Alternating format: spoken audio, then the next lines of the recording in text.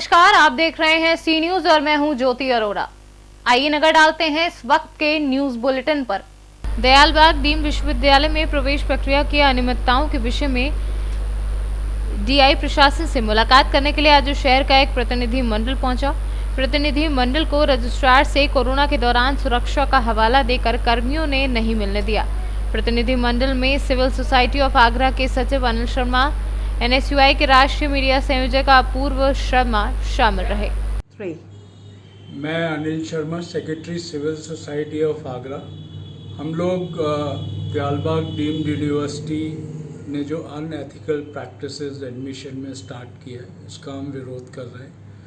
हम यूनिवर्सिटी में रजिस्ट्रार साहब से मिलने गए थे, लेकिन हमको मिलने नहीं दिया गया। हमारा कहना ये है कि लॉकडाउन पीरियड के अंदर ये एंट्रेंस टेस्ट कैसे हो रहा है, एक दूसरा, जब तक के सारे बोर्ड के रिजल्ट नहीं आए हैं तो ये एडमिशन टेस्ट क्यों लिया जा रहा है, जब सब लोग रुकने को तैयार है। पूरा भारत सरकार बहुत सारी चीज़ों के लिए, सबके लिए रुकने को तैयार है। तो दयालबाग डीम्ड यूनिवर्सिटी को जल्दी किया। हमारा मानना ये है कि जो दयालबाग डीम्ड यूनिवर्सिटी का अपना जो इंटरमीडिएट का प्राइवेट बोर्ड है, उसके जो स्टूडेंट्स हैं उनको फ़ायदा पहुंचाने के लिए ये कार्य किया जा रहा है। इसका हम विरोध करते हैं। हमने national commission of schedule caste को भी लेटर लिखा है कि ये जो शेड्यूल कास्ट जो रिजर्वेशंस होते हैं उसका भी हनन है, और साथ में हमने दोनों आगरा के MPs को भी इसके बारे में अवगत कराया है और आगरा के एडमिनिस्ट्रेशन को भी अवगत कराया है। हम ये चाहते हैं कि जल्दी से जल्दी ये जो एडमिशन का प्रोसेस है इसको रोक दिया जाए और इसका नए सिरे से दोबारा से किया जाए। धन्यवाद। आगरा से सीनू संवाददाता अनुज उपाध्याय की रिपोर्ट। बहराइच में थाना हरदी और रामगांव पुलिस को बड़ी सफलता हाथ लगी है। बीती रात चेकिंग के दौरान हुई मुठभेड़ में कुख्यात अपराधी नसीम पुलिस की गोली से घायल हो गया, जिसके बाद उसे इलाज के लिए मेडिकल कॉलेज बहराइच में भर्ती कराया गया। हरदी और रामगांव पुलिस के संयुक्त चेकिंग अभियान के दौरान एक कुख्यात हिस्ट्री सीटर जिसका नाम नसीम पुत्र सलारा निवासी बंजारन टोला कोतवाली नानपारा है, जिसके विरुद्ध गोकशी, गो तस्करी, मादक पदार्थों की तस्करी तथा पशु चोरी और नकबजनी के लगभग 9 अभियोग विभिन्न थानों में पंजीकृत हैं। पुलिस मुठभेड़ में घायल हुआ है, उसको वास्ते उपचार जिला अस्पताल के लिए रवाना किया गया है तथा मौके पर सुसंगत विधिक कार्रवाई संपन्न कराई जा रही है। बहराइच से सीनू संवाददाता श्यामजी मिश्रा की रिपोर्ट। जौनपुर जिले के केराकत तहसील क्षेत्र में अपने गांव में सरोनीपुरी पट्टी आए प्रवासी मजदूर को राशन किट न मिलने से नाराज प्रवासी मजदूरों ने तहसील मुख्यालय पर जमकर विरोध प्रदर्शन किया। महीनों से गांव आए मजदूर अधिकारियों का चक्कर काट रहे, परंतु उन्हें आज तक ना तो मनरेगा के तहत कोई काम मिला है और ना ही राशन किट मिल पा रही है। क्या मामला है? मामला यही है सर कि हम लोग के ये घर में 5-5, 6 जन परदेसियाँ हैं, तो उनको कुछ राशन नहीं मिल रहा है। बोल रहे कि जो एक जन लेके गए वही बस एक ही जन को मिलेगा, वो भी 5 किलो पकड़ा है सर। हम लोग को कुछ मिल ही नहीं रहा राशन, न तो 0 बैलेंस में पैसा मिल रहा है, न तो कुछ मिल रहा है। इधर राशन भी नहीं मिल रहा है, तो बोलो हम लोग क्या खाएं, क्या कहाँ पे जाएं हम लोग? किसी से आपने शिकायत किया? शिकायत किया सर नेकपाल सीधे बोले कि जिसके पास 0 बैलेंस पैसा आएगा वही बस राशन मिलेगा, बाकी किसी को नहीं मिलेगा। हाँ, तो हम लोग कहाँ जाएँ भाग के? क्या नाम है, कहाँ घर है? हमारा सरोनी पूरा पट्टी समोगर है। हम लोग सर राशन नहीं मिल रहा, ना खाते में पैसा मिल रहा है, ना कुछ में। खाई 5 किलो टमाटर 35 किलो मिलना चाहिए। कितना दिन हो गया है बाहर से? 1 महीने हो गया। इसकी शिकायत आपने किसी किया, राशन नहीं मिला है? किया हूँ, वो नेपाल बोला जिसको 0 खाता है उसको मिलेगा, नहीं मिलेगा। क्या नाम है? वीरेंद्र कुमार। गाँव सरोनीपुरा पट्टी है। हम लोग बॉम्बे से हैं। जो सरकार राशन दे रही है 35 किलो, उसमें से 5-5 किलो दे रहे हैं। आधा सामान है, आधा सामान नहीं है। हम लोग का क्वारंटाइन 1 महीना के ऊपर हो गया। आज एक हफ्ते से दौड़ रहे हैं। सरकार बोल रही कि पैसा भी है, ना पैसा मिला, ना पूरा राशन मिल रहा है। ये लोग को ना नौकरी मिले, कुछ भी नहीं मिला। खाली ये लोग हम लोग को दौड़ा रहे हैं। शिकायत आपने किसी से किया? यहाँ नेपाल अभी गए, नेपाल बोले वहाँ जाओ वहाँ जाओ। हम लोग कहाँ जाए? क्या नाम है? नागेंद्र कुमार। कौन कहाँ घर है? सरोनीपुरा पट्टी। जौनपुर से सीनियर संवाददाता प्रवीण कुमार की रिपोर्ट।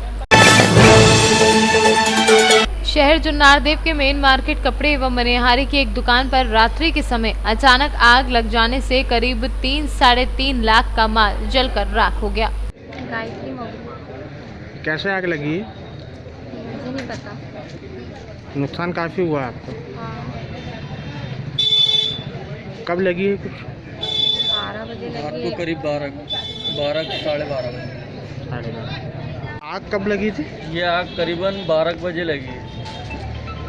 क्या क्या हुआ? काफ़ी नुकसान? इसमें बहुत ज़्यादा नुकसान हुआ है, जिसमें गायत्री बाई जिसकी एक दुकान, उसमें ठेले में आग लगने से आजू बाजू की 2 दुकानें, जिसमें एक जावेद और एक रिजवान की दुकान है, जिसमें चूड़ी मनियारी का पूरा माल जल के इनका भी नुकसान हुआ और सबसे ज़्यादा इसमें मतलब गायत्री बाई का ही माल नुकसान हुआ। और जो रेडीमेड की दुकान है पीछे जावेद, उसकी भी दुकान का एक अलमारी का नुकसान है।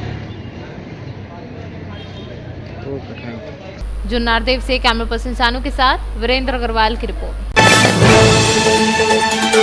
जिला पुंछ में आज डीजीपी ने दौरा किया, जिसमें तमाम पुलिस के बड़े अधिकारी मौजूद रहे। इस पर डीजीपी ने मीडिया कर्मियों से बात करते हुए विस्तार से बताया। राजौरी पुंछ का जो आज का दौरा है आईजी जम्मू जोन के साथ और बाकी ऑफिसर्स के साथ, इसका बुनियादी तौर पे मकसद भी यही है कि यहाँ के जो सिक्योरिटी की हालात इंटरनल उनका जो है वो रिव्यू लिया जाए और इसके साथ साथ जो बॉर्डर की सूरत हाल है और हमारी इन्फिल्ट्रेशन ग्रिड है उसका जायज़ा लिया जाए। मुझे खुशी है कि जो रिपोर्ट्स फील्ड से हमारे ऑफिसर्स ने दी हैं कि हमारी सिक्योरिटी ग्रिड बॉर्डर के ऊपर भी और इंटरनल एरियाज़ के अंदर भी बड़ी मजबूती से अपना काम कर रही है। बेशक इस तरह की कोशिशें पाकिस्तान की तरफ से बार बार हो रही हैं, लॉन्चिंग पैड उनके एक्टिव हैं और उनकी कोशिश है कि बड़ी तादाद में दहशतगर्दों को इस तरफ भेजें, मगर बहुत सारी कोशिशें ऐसी पहले भी नाकाम की गई हैं और उनको आने वाले वक्त में भी नाकाम किया जाएगा। इसके साथ साथ जो कश्मीर रीजन का आपने जिक्र किया, उसमें बहुत अच्छे से हमारे जो एंटी टेररिस्ट ऑपरेशन है वो चल रहे हैं। इसके चलते इस महीने में आज तक 48 टेररिस्ट जो हैं वो अलग अलग तंजीमों के मारे गए हैं और इस साल के अंदर जिसके आज 6 महीने पूरे होने जा रहे हैं, 128 के करीब मिलिटेंट जो हैं वो मारे गए हैं, जिसमें बहुत बड़ी तादाद जो है वो हिजबुल मुजाहिदीन की है। 70 के करीब लोग हिजबुल मुजाहिदीन के हैं और 20 के करीब जैश ए मोहम्मद के हैं, 20 के करीब लश्कर तौबा के हैं और बाकी और जो उनकी ऑर्गेनाइजेशन हैं उनसे वाबस्ता हैं। आज भी एक जो ऑपरेशन वहाँ लॉन्च किया था बिजबिहाड़ा में, उसमें वो 2 आतंकी मारे गए जो 3 दिन पहले एक 5 साल के मासूम बच्चे की हत्या में शामिल थे, सीआरपी के एक जवान की हत्या में शामिल थे। कल जो ऑपरेशन अच्छा बल में हुआ अनंतनाग में, उसमें भी वो आखिरी आतंकी जो डोडा ज़िले का रहने वाला था और एक्टिव था वो मारा गया, जिससे डोडा ज़िला जो है वो फॉर द टाइम बीइंग आतंक से मुक्त हुआ है, दहशतगर्दी से मुक्त हुआ है। इस वक्त साउथ कश्मीर जो आतंकियों का गढ़ अड्डा बन गया था, बहुत सारी जगह जहां पर बड़ी तादाद में इनकी प्रेजेंस थी, उनको काफ़ी हद तक खुदेड़ा गया है और न सिर्फ खुदेड़ा गया है बल्कि उनकी गिनती बड़ी तेज़ी से नीचे आई है। और खुशी की बात इसके साथ ये है कि जो नए बच्चे जो इनके वर्गलाने पर, उकसाने पर दहशतगर्दी की तरफ अपना रुख करते थे, उनकी तादाद पहले के मुकाबले में बहुत गिरी है, बहुत कम हुई है। उनकी तादाद जो इस साल में आई भी, उनमें बहुत सारे बच्चे हमने मोटिवेशन दे करके, उन परिवारों की मदद करके जिनके वो बच्चे थे उनको वापस लाया है। बहुत सारा जो इसकी तादाद है वो मारे गए हैं, एक 1.5 महीने के अंदर, एक दिन के अंदर भी आतंकी जो बने वो मारे गए। और अभी जो टोटल नए बनने वाले आतंकी थे उनमें से सिर्फ 24 लड़के एक्टिव हैं। और इसके साथ ही इन्फिल्ट्रेशन ग्रिड इतना मजबूती से काम कर रही है कि कुछ अर्सा पहले पिछले महीने की 28 तारीख के आसपास राजौरी में जो ऑपरेशन हुआ था नौशहरा सेक्टर में, आतंकियों का ग्रुप जो इन्फिल्ट्रेट करके आया था उसको वहीं पर सेना ने मारा। उसके बाद जो दूसरा ग्रुप इन्फिल्ट्रेट करके आगे पहुंच चुका था, दूसरा एनकाउंटर एक दिन के बाद हुआ, वो आतंकी भी उसमें मारा गया। ये सिलसिला इस तरफ और उस तरफ पीर पंजाल के दोनों तरफ जारी है। हमारी कोशिश है कि जम्मू कश्मीर की रियासत और अब ड्यूटी जो आतंक के साए से बहुत देर तक मुतासर रही है, दहशत का जो जहाँ पर नाच है वो बड़ा लंबा अरसा चला है, लोगों ने अपनी जानो माल का बहुत बड़ा नुकसान उठाया है, सिक्योरिटी फोर्सेस और पुलिस ने बहुत बड़ी कुर्बानियाँ दी है। उस सिलसिले को जितना कम किया जा सके, इस आतंक के सिलसिले को, दहशत के सिलसिले को, उसके ऊपर फोर्सेस पुलिस के साथ मिलकर काम कर रही हैं। और एंटी इंफिल्ट्रेशन जो ग्रिड हमारी है, जो पाकिस्तान के लॉन्चिंग पैड से दहशतगर्दों को लॉन्च करके इस तरफ भेजने के लिए सतर्क बैठी है, होशियारी से काम। मैं समझता हूँ कि वो भी आने वाले दिनों में अगर ऐसी कोई कोशिश होती है तो उसको नाकाम करेंगे। पुंछ से सीनियर संवाददाता राजेश खजुरिया के साथ राकेश शर्मा की रिपोर्ट। इस वक्त के न्यूज बुलेटिन में फिलहाल इतना ही। देश और दुनिया की तमाम बड़ी खबरों के लिए आप देखते रहिए सी न्यूज। हर खबर आपके साथ, आपके हाथ।